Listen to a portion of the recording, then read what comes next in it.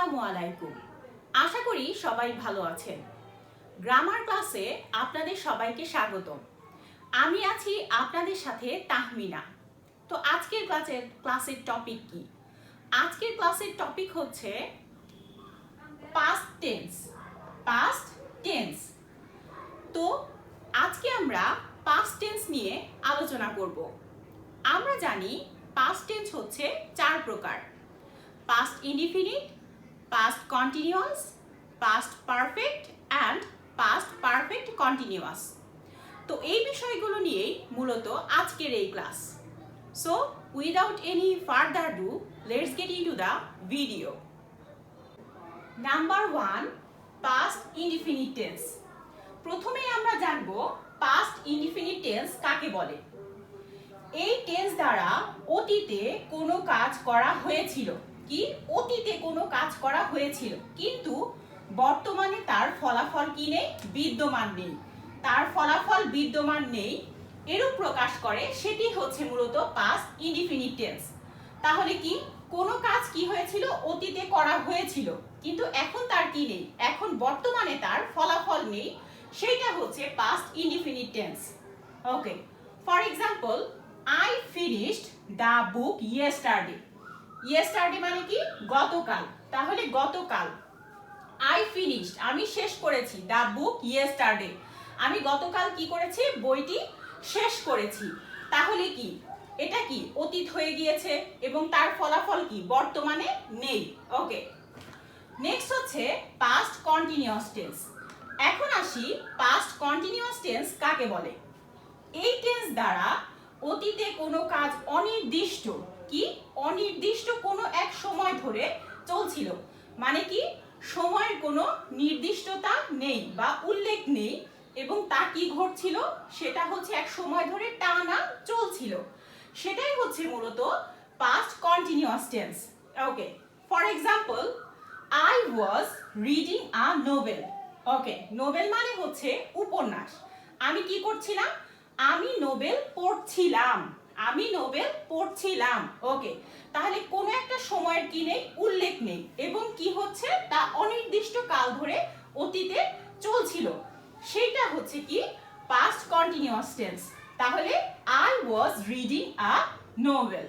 ওকে, number 3, past perfect tense. তো এখন আমরা জানবো পাস্ট পারফেক্ট টেন্স কাকে বলে। অতীতের দুটো কাজের মধ্যে যেটি আগে সম্পন্ন হয় সেটি মূলত পাস্ট পারফেক্ট টেন্স। কি হয়, অতীতের কোনো কাজ কি একসাথে সংঘটিত হয়েছে এবং শেষ হয়েছে, সেখানে যেটি হচ্ছে আগে সম্পন্ন হয়েছে সেটাই হচ্ছে মূলত পাস্ট পারফেক্ট টেন্স। এখন আসি পরে যেটি সম্পন্ন হয়েছে সেই কাজটি আসলে তাহলে কি, সেটা হচ্ছে পাস্ট ইনডিফিনিট টেন্স। তাহলে কি দাঁড়ালো, অতীতের দুটো কাজের মধ্যে যেটি আগে সম্পন্ন হয় সেটি পাস্ট পারফেক্ট টেন্স, আর পরে যে কাজটি সম্পন্ন হয়েছে সেটি past indefinite tense. For example, he had written the book, he had written the book before he retired, he had written the book before he retired. তাহলে অতীতে কি দুটো কাজ সম্পন্ন হয়েছে, তার মধ্যে যে প্রথম কাজ সেটা হচ্ছে পাস্ট পারফেক্ট টেন্স, আর পরেরটা হচ্ছে পাস্ট ইনডিফিনিট টেন্স। ওকে, এখানে আরেকটি বিষয় আছে, যেমন বিফোরের আগে পাস্ট পারফেক্ট টেন্স হয়, আর আফটারের পরে হয় হচ্ছে পাস্ট পারফেক্ট টেন্স।